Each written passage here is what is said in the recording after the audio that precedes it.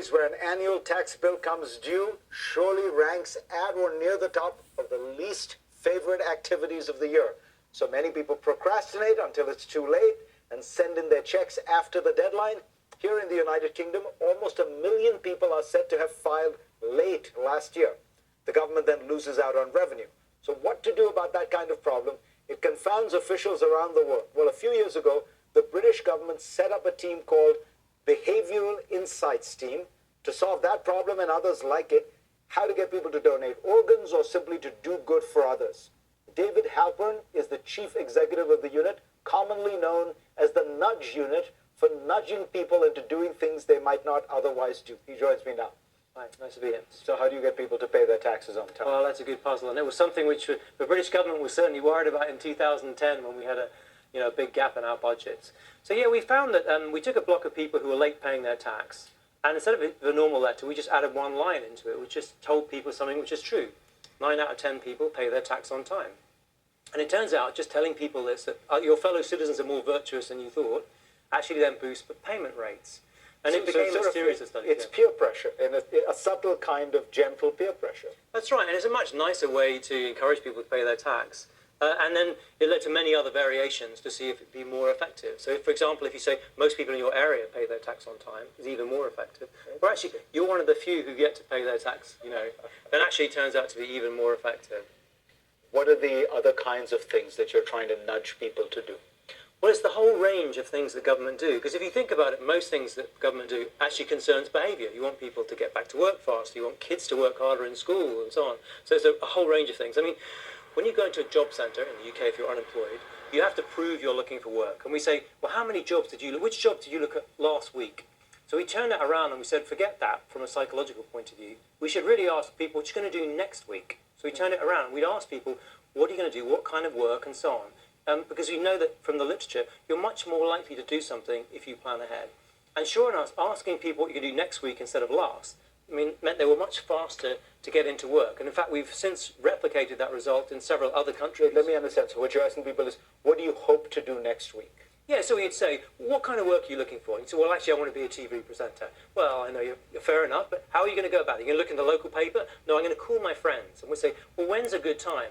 Well, Tuesday morning I go to bed. So you encourage someone to think more precisely when, where, and how they're going to do something. Rather than accumulating all this useless information about what they did, how they had been searching in the past. So you're much more likely to do it. In fact, it's true for lots of other areas. If you're going to get someone to take an injection, for example, to get a vaccination, if you just add on the letter, just think about when you're going to do it, they're much more likely to do it. The same is true for voting in many other areas. If you just prompt someone to think, how are you going to get to the voting booth, or so on, if it's just prompting the question makes them more likely to do it. So don't have them think in the abstract, have them think in the particular with the time, when do you plan to do this? Concrete terms. And it particularly helps, as you might imagine, with people who are less organised in terms of their job search activity. So it's a remarkable result, if you think about it, because we're not changing people's skills, we're not changing the labour market, but just asking the questions in a different way means people are much more effective in their job search, and they get off benefits much faster. What about the famous examples that people give that come out of the book, Nudges?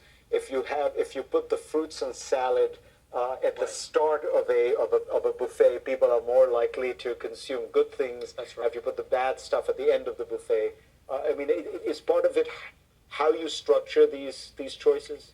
Yeah, absolutely. It's very important. Of course, in your example, it's not government that does that. It's lots of other private sector players too, which is one of the intriguing things about it. But in the UK, for example, there have been discussions, and on a voluntary basis, getting retailers, for example, not to put so much chocolate and sweets by the checkout, right? You're at checkout and your child is there, could we get one of those?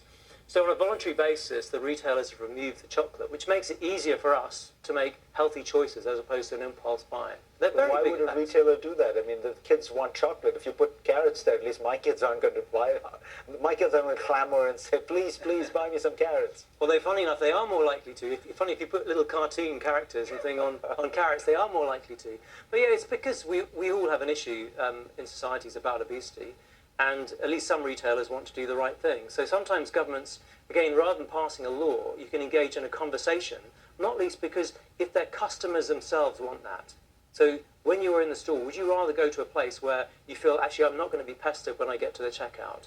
That actually customers sometimes ask for that too. And the other kind of example that tried in America is if you want people to withhold money, to save money, if you make the saving the default and say, check a box if you don't want to save this money, you ended up with a much better outcome than the other. That's right. So not only America, in Britain we changed that from 2012 also, and since then, even that was large firms, more than 5 million people are saving. It's spectacularly effective. So it gives people a choice. We always thought, well, maybe Anglo-Saxons don't like saving. It turns out it's not that. We just don't like doing paperwork. And if someone else does it for us, we still have the choice to opt out. Generally, about 9 in 10 people stay in.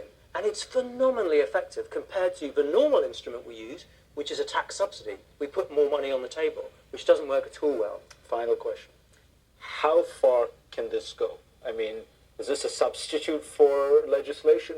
In a way, it would be ideal if it could organically shift people's choices.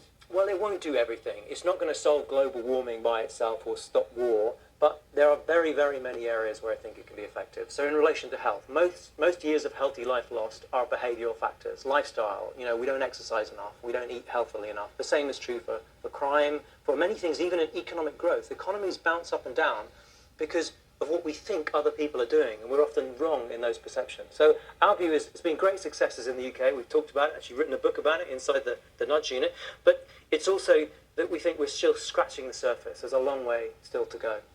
Well, best of luck. Fascinating ideas.